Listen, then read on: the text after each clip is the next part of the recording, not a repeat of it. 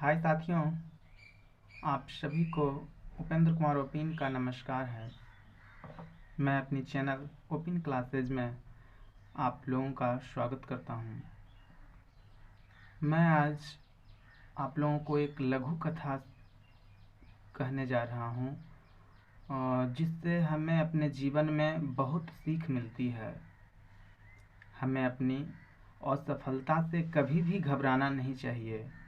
चाहे जीवन में कितनी भी असफलताएं क्यों न झेलना पड़े, हमें उसका सामना करना चाहिए। हमें उससे सीखना चाहिए कि कहाँ हमसे गलती हो रही है, और एक दिन ऐसा आएगा कि हम सफल ज़रूर होंगे।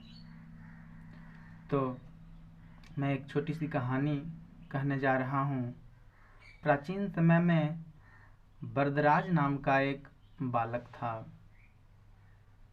जो पढ़ाई के लिए गुरु जी के आश्रम में गया। उस समय पढ़ाई का माध्यम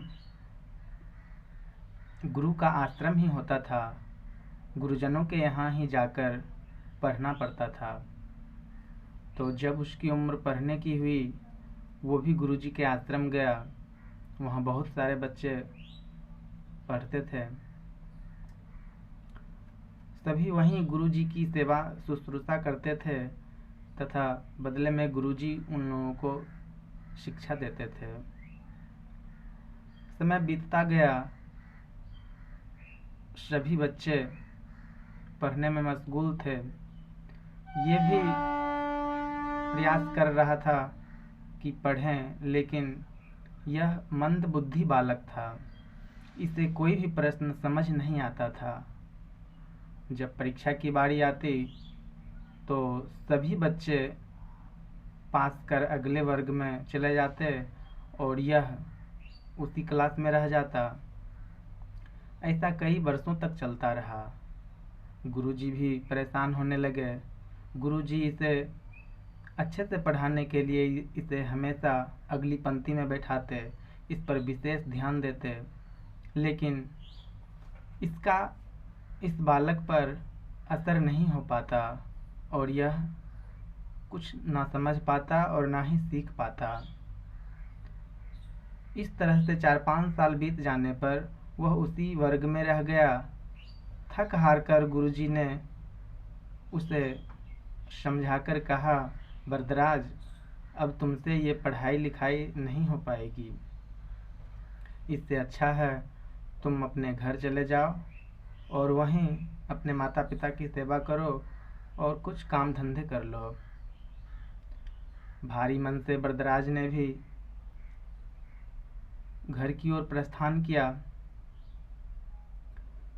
रास्ते में चलते चलते उसके पास सत्तू था। भूख लगा तो कुआं के पास पानी पीने के लिए और सत्तू खाने के लिए चला गया। वहां जाकर यह देखता है कि कुएं के आहर पर जगह जगह गड्ढे पड़े हैं। तो वह उसे ध्यान से देखने लगा कि उतना कोमल रस्सी के बार बार आने जाने से उस पत्थर पर निशान पड़ जाते हैं, गड्ढे हो जाते हैं। तो क्यों ना मैं एक बार फिर प्रयास करूं और कठिन परिश्रम करूं, तो मैं भी पढ़ सकता हूं, मैं भी सीख सकता हूं। यहीं से वरदराज के मन में पढ़ाई के प्रति तथा अपने परिश्रम के प्रति लगाव उत्पन्न हुआ और वह फिर से गुरु आश्रम जाने के लिए तैयार हो गया। उसे लगा कि इतनी कोमल रस्सी से जब पत्थर पर घिस कर निशान पड़ सकते हैं, तो मैं क्यों नहीं पढ़ सकता हूँ, मैं भी पढ़ूंगा। इसी विचार के साथ वह पुनः गुरुजी के आश्रम में आ गया। गुरुजी ने देखा तो उन्हें भी आश्चर्य हुआ। उन्होंने उनसे पूछा कि ऐसा कैसे हुआ, तुम क्यों आ गए फिर से। तो वरदराज ने बताया, गुरुदेव, जब मैं रास्ते में जा रहा था तो भूख और प्यास के मारे एक कुएं पर रुका, जहां मैंने देखा कि कोमल रस्सी के आने जाने से पत्थरों पर निशान पड़ गए हैं। मैं भी अब पढ़ूंगा।